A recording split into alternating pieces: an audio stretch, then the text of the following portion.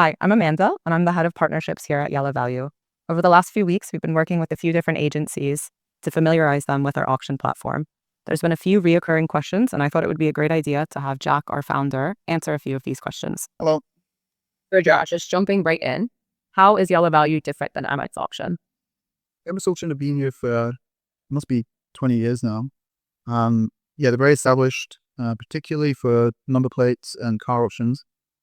For properties, tends to be more bank repossessions, court cases, things like that. So, the seller has had some legal difficulties, or maybe they're out of the country. Maybe there's, like an inheritance claim or something like that. So they're very complex and kind of case by case, case by case. They're very complex and difficult cases, trouble cases, and almost entirely cases where the owner hasn't voluntarily chosen to do an auction. Now, what's different in other countries, particularly in the UK, Australia, the US, is that many owners will volunteer to do an auction, and there's different reasons for that. So generally, there's two reasons why properties go to auction. Either the owner wants a quick sale, so that makes sense, defined timeline and sort of, something that could drag on. But the one that's more interesting to us, and, starting out as a valuation platform, is that properties that are difficult to value or more difficult to value. And the reason that they go to auction is because it's difficult to pick an asking price. So, and there are many properties like this, not just, your mansions in the Palm or Emmett Hills or penthouses. Those are, the ultimate kind of difficult to value properties. But even, it could be like, a 2-bed in a particular building. The last time a 2-bed was sold in that building was 5 years ago. How are you going to pick an asking price for that property? You're much better off letting the market tell you what it's worth. Right. And what are you actually needing the agents for? Couldn't you just be going directly to the buyers and the sellers? What's the agent's role in this? I had this question many times as well. There's a temptation with prop techs, I've noticed, to kind of come into a market like a bull in a china shop and say, we're going to replace this and that, we're going to get rid of agents.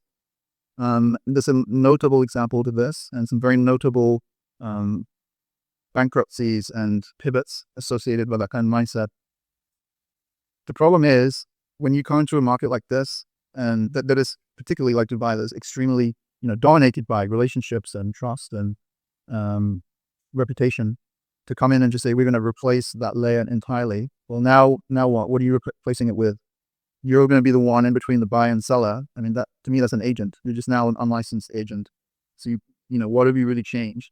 Right. And would you ever approach the seller directly, even aside from having a brokerage, even if a seller comes to the auction platform, you do a successful auction through the broker, for the next time, would you ever reach out to them directly? And is there anything for the agent side to them that they're protected in this? So just to clarify, this is the agent's client. This was their client to begin with. Yeah. Yeah. I mean, we would never try and take a client from an agent. We want to work with people that we trust, and we want, people to trust us. Obviously, we would have contracts in place as well to avoid this. But it's also kind of a waste of time, because why would I take an agent's client when I'm going to just have to hand that over to another agent? Of course, I'm going to use the agent that already has a relationship with that client.